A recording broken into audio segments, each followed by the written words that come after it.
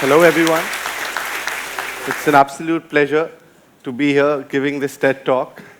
What makes it more exciting for me is the fact that I'm giving it at St. Xavier's College, Kolkata. I spent 3 years of my life here studying sociology, and I have to confess, even as a lawyer, I rely more on the liberal education that I received in this college than I rely on my own law school. This is truly one of the great institutions that India has. Today, what I would be talking about is how the court affects our everyday lives. We don't understand the extent to which the court is a part of our life. Before drawing on more contemporary examples on how the court is a part of my life, how the court is a part of your life, how the court has over a period of time defined our relationship with our own family, defined our relationship with our society, and of course, helped build the relationship that we have with the government. I want to tell you about two historical ideas, two historical cases of the Supreme Court. Both these ideas came as early as the 1970s, and both of them forever transformed the democracy of India. The first idea, we have to go back to 1979, and we have to go to a prison in Delhi. There was a man by the name of Sunil Batra. Now, Sunil Batra was put in life imprisonment in a jail in Delhi. During his stay there, he had a fellow inmate with whom he shared his prison. One night, the jail warden came to his fellow inmate and started beating him brutally. He beat him, he humiliated him, and at one point took a baton and inserted it inside him. This is 1979. There's no social media, there's no cameras, there are not journalists everywhere with these cameras finding you. At that time, if such an act happened in a prison, you could cry year after year, and your voices would never breach those prison walls. Sunil Batra saw this happen to his inmate and saw him suffer. He decided that something has to be done. He managed to find himself a piece of paper, and he knew a name of a Supreme Court judge. He scribbled a note to a Supreme Court judge, scribbled a note, put that paper, and managed to get it mailed to the Supreme Court judge.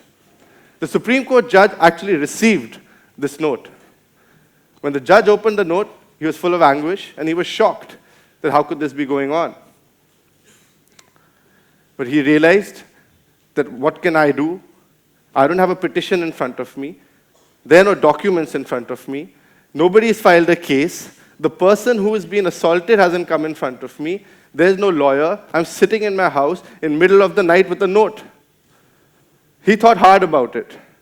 And on the next day, he realized that Indian democracy, for it to grow, you have to provide justice for people who can't reach there, who don't have the information, who do not have the money, who do not have access to the best lawyers. Technical procedures cannot restrict his access to justice. The Supreme Court decided that they would summon the jail warden, they would summon the administration, they would summon the police, appoint a lawyer, and they gave that man justice. This was one of the first ideas which gave birth to a concept you all must be familiar with, PIL, Public Interest Litigation. That was the first time that the court understood that India is a huge country, and many times people can't reach you. So if there is a question of justice, if there's a question which hurts the people of India, where you need to go and bring them out of their anguish, the court would do so, and they would overcome all procedures, and you can directly approach the Supreme Court. The second idea that came up was also in the 70s. This came up in one of the most difficult periods of our recent history. In 1970s, during the emergency, a seer in Kerala decided to go to the Supreme Court. He wanted to go to the Supreme Court because the government of that day in the state stated that you have to manage your religious property a certain way. He stated that's against my constitutional right to express my religious freedom, to look after the religious property as I seek best. He went to the Supreme Court. His name was Keshavanand Bharati.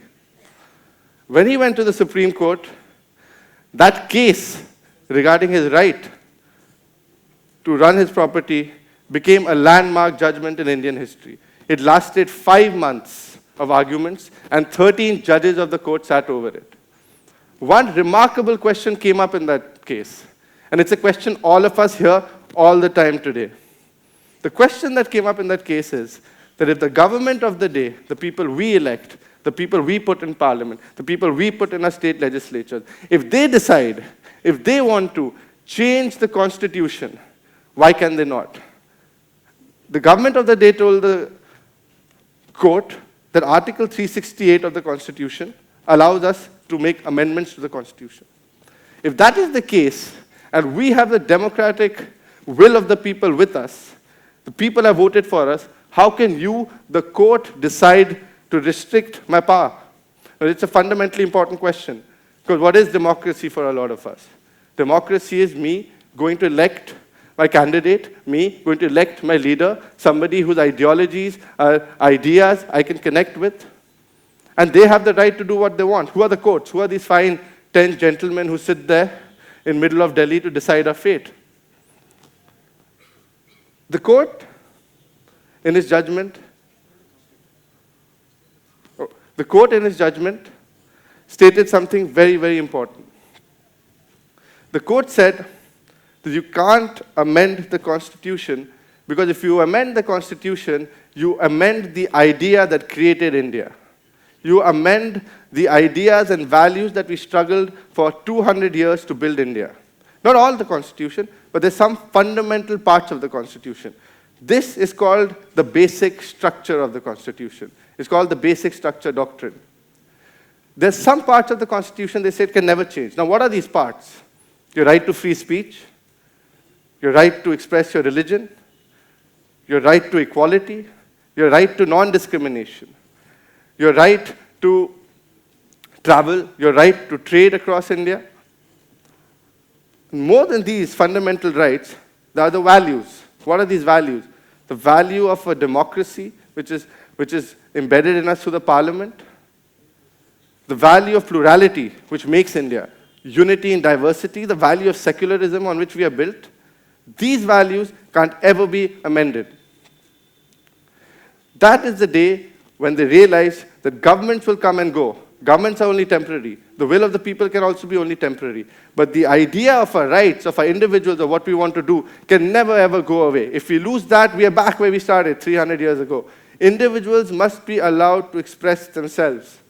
This was the second most important change that happened. Public interest litigation being the first, and the second being the basic structure doctrine. Now, how have these judgments really played a part in our lives? How have they become a part of our lives today, our aspirations, our desires, what we want to do? I will cite a couple of judgments recently. All of you have heard of right to privacy? Everybody here must have heard of right to privacy. The right to privacy stemmed, again, from a judgment, from a case which started as a public interest litigation.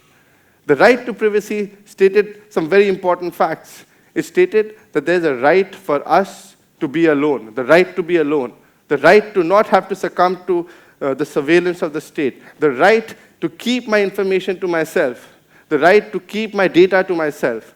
I mean, most of us are uncomfortable if the guy next to us is looking into our phone. Most of us don't even want our parents to read our messages. Some of us don't even want a better half to read our messages. In that kind of an environment, to provide such a fundamental right was absolutely revolutionary, to recognize this as a fundamental right. What did right to privacy lead to? Another PIL. As we all know, Section 377 got struck down. It was the right to have your own autonomy, to love who you want, irrespective of gender, caste, class, religion. This changed the world completely from seeing it as a criminal act, which is how our Indian Penal Code recognized it, to see it as a movement for liberation. These judgments are so important because you must understand, these judgments have freed us even from our immediate world. You see, when you, as a member in your own society, and your society, I mean your neighboring areas, your neighborhood, people who live with you, think that you should not do a certain act, that you should not behave a certain way. It's really difficult for us to act contrary to that. I mean, whatever we may say, the pressure that is put on us on an everyday basis through society is extremely difficult to overcome. If the courts step in, if the courts give you some legal validation for it, there is some amount of strength. It might not change society per se. Law can't change society, but it gives you something to stand by. It gives you that legitimacy to believe that this could be done. The same happened in the Sabrimala case, a case which stated that the women have a right to pray to their God. They have a right to go to the temple. They have a right to follow whatever they believe. These three judgments, in my view, changed the foundation of how our generation views this world. Our generation today views gender equality essential, sexual autonomy essential, a right to eat, a right to love, a right to travel, a right to a democratic, free life. For most of you here, I want to end by saying that you must realize that the law is one of the most important tools that you have. And you also must realize law is not for lawyers. You know, law is not for lawyers alone. All of you, guys who are studying sociology, guys who are studying on accounts, guys who are studying commerce, all of you must realize that the law is only a reflection of things you study. Law is only a reflection of ideas you have. Law is only a reflection of everything that you've thought about the world should be. It only implements your ideas.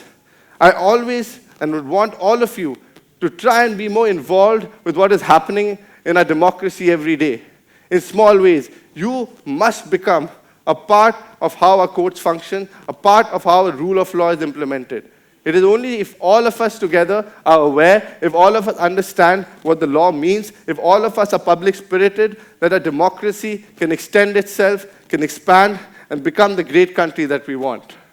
I'd like to thank you with that, and wish you all a great day.